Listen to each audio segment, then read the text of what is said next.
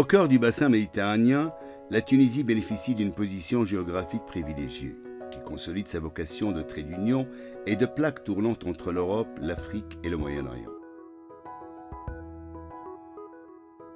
La région de Djerba Zarzis devait se donner un moyen à la mesure du rôle de plus en plus déterminant qui lui incombe.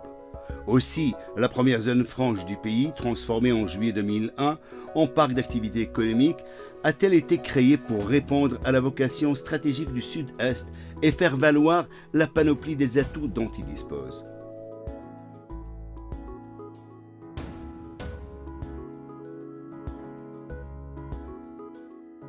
Le parc d'activité économique est un pôle de développement au sud-est de la Tunisie.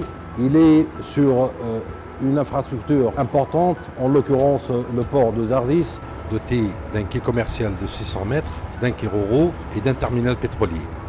Il est à 1 heure de route de l'aéroport international Djerba Zarzis. Il est composé de 60 hectares, 12 hectares sur la terre-pleine portuaire, 38 hectares à l'intérieur. Il est disposé d'une infrastructure routière et de lotissement prêt à l'installation des opérateurs. Il dispose aussi d'entrepôts commerciaux. Les avantages que présente le parc d'activité économique sont des avantages d'incitation à l'implantation, comme l'exonération de la TVA et de tarifs douanières à l'importation de toutes les marchandises, aussi bien que les biens des investisseurs. L'imposition de 10% sur le bénéfice investi, c'est le bénéfice réalisé pendant une période illimitée. Le parc est équipé de différentes directions qui facilitent l'implantation des investisseurs dès leur arrivée. L'implantation d'une entreprise se fait au maximum à 4 jours et c'est au parc d'activité économique que toutes les formalités administratives, juridiques se font dans un guichet unique. Donc l'opérateur n'a pas à se déplacer, c'est le parc d'activité économique qui s'en occupe de toutes les formalités. Le parc dispose aujourd'hui de plusieurs entreprises de différentes nationalités qui opèrent à partir du parc d'activité économique. En plus de ça, on est sur un site qui a beaucoup d'avantages au niveau des biens et services tout autour. On est à 700 km de plus grand gisement pétrolier en Afrique, en Libye, en Algérie.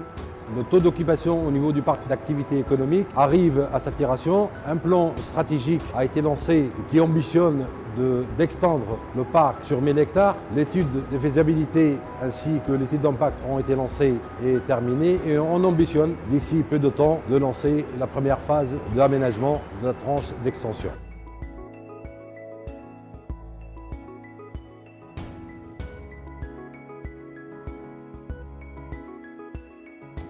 La Société du Parc a construit un centre de services disposant de toutes les commodités.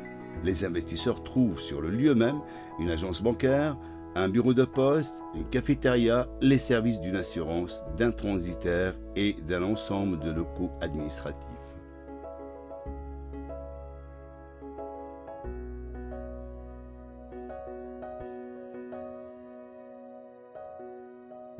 Le parc d'activité économique de Zarzis est accolé au port commercial de Zarzis pour les services de transport maritime de la marchandise, au bureau de la douane tunisienne pour l'assistance en matière de formalités douanières.